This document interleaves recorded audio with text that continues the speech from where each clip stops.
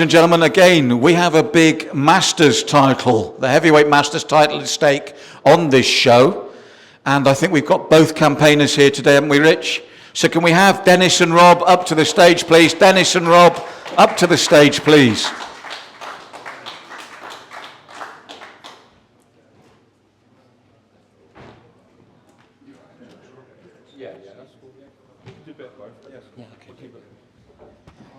Right, now, Rich, before we talk to the two men in hand, I think on paper this is a barnstormer. It's going to be non-stop action.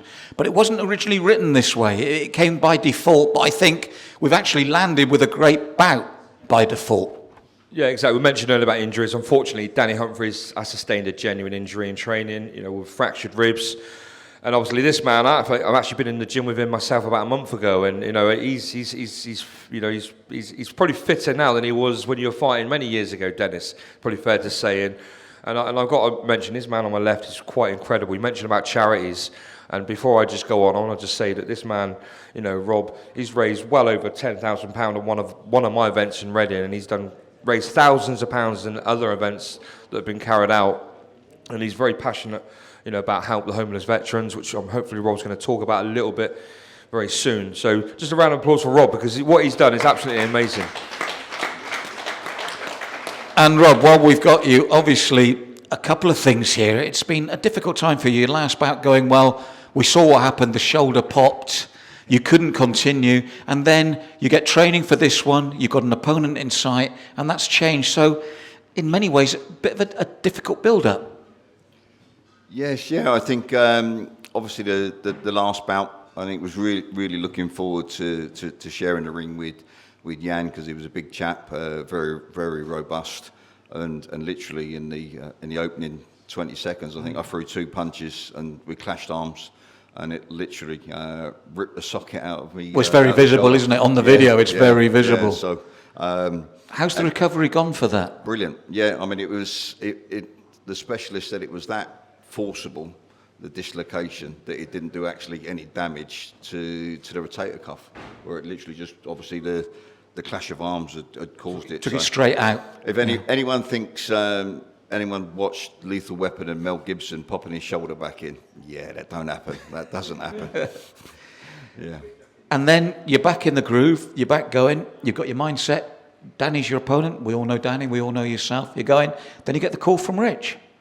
Yes, yeah. I mean, obviously, sort of, I think, at my age, sort of, I look at everything as a task and an objective to achieve, to sort of keep myself ticking over. I think mentally and physically, sort of really pleased to get the opportunity to fight Danny for the cruiserweight title. So it's obviously dropped down the weight and still keeping the weight off. Changed my game plan from previous bouts. Really sort of training well with Old Man Society, who fight out of STMA. There's really privileged to be around some really good coaches there, the likes of Graham Corker, Kiwi Simon, as we call him. And of course, I'm still with Max, been with Max since I started, 6 years ago back again. So really looking forward to it, Danny. Unfortunately, Danny's highly competitive and obviously was sparring, full on. And obviously fractured his ribs. And then, like the magician, Tank rings me up and says, look, this is the bad news, but this is the good news. And of course, obviously, threw up Dennis, and I've known Dennis through obviously Tank circuit. And every time I've met him at shows, been extremely respectful, being a real nice guy. And I think, what's this Menace thing about? And then, of course, obviously, when Tank sent me all the previous fight videos, I went, pennies dropped. Now I know why they call him the Menace. Well, Rob, this is the funny thing. I was actually there with Rich when that call was made and when that match was made.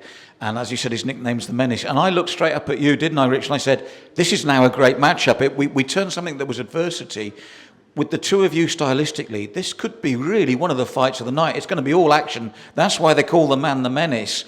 And you don't take a backward step. You're there as well. I just thought that what at first was, because I thought, yeah, you and Danny is good. Then you and Dennis, I thought, this is on. This is a good bout, Rob.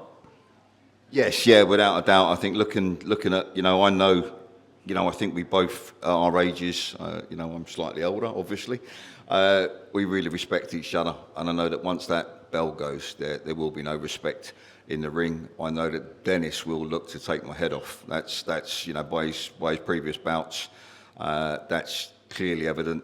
I quite like my head where it is, so ultimately the only way to stop that happening is maybe take his head off. So I think what we are guaranteed is someone is going to sit down during this fight. Whether they sit down and don't get back up, who knows? But ultimately, I think, you know, I look at this. There's something else that's come from this. Now, obviously, this, you know, with Tanker's put forward, and I look at Dennis as an obstacle into my self project.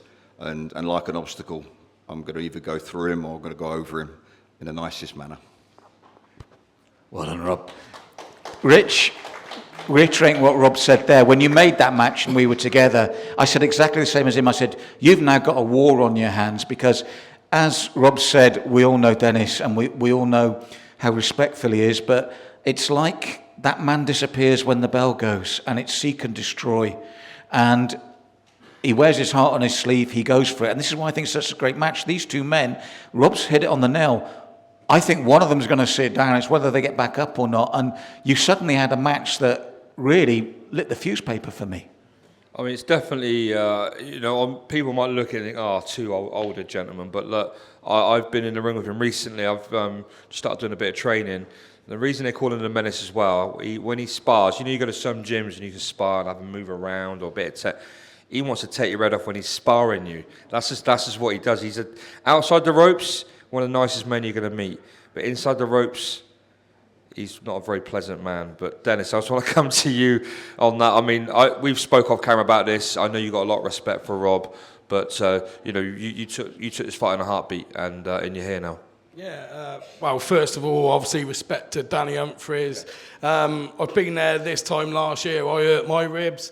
And thinking you're going to get over that within a few weeks, it doesn't happen. We're talking a year later, and I'm recovered from it. But you know, it takes, especially the older we get, the trauma.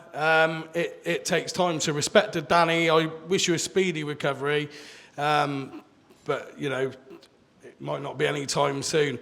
And I have to give Joe Howard a shout out first as well, because Joe actually mentioned about me and Rob boxing in a few months on his show, and as he said that, I was talking to Rich, so I actually said to Danny, Joe, I said to Joe, I'll remind you about something in a minute, because I sort of already was asked to step in because there might have been another injury that needed looked at, but you know, Danny's a fighting man, and he was fighting. That's why he's sparring heavy, and unfortunately he took up the injury. But it gives me an opportunity, you know.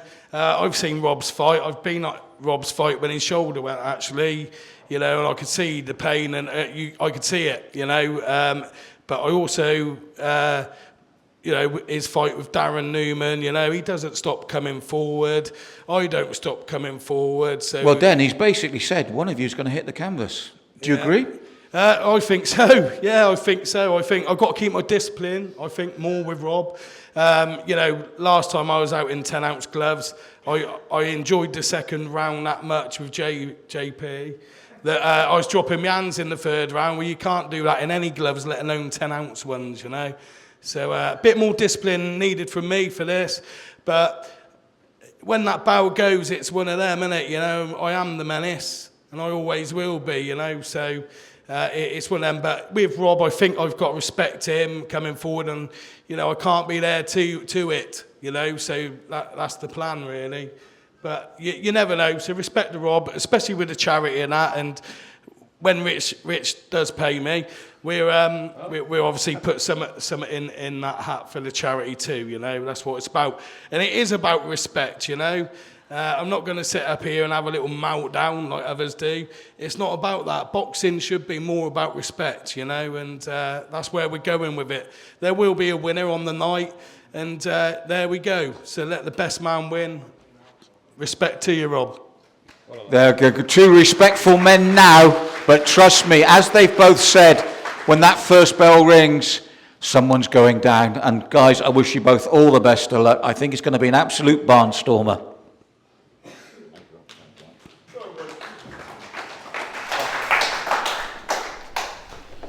And looking towards Nelly, please, for us. Arms up there. Okay, next to me, please. Go on, Rob. Go there, looking towards Nelly for me, please. This one. If we get both of you facing towards this camera first. Facing the camera. This one.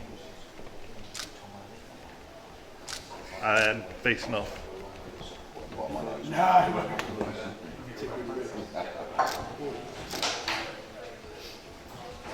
Well done.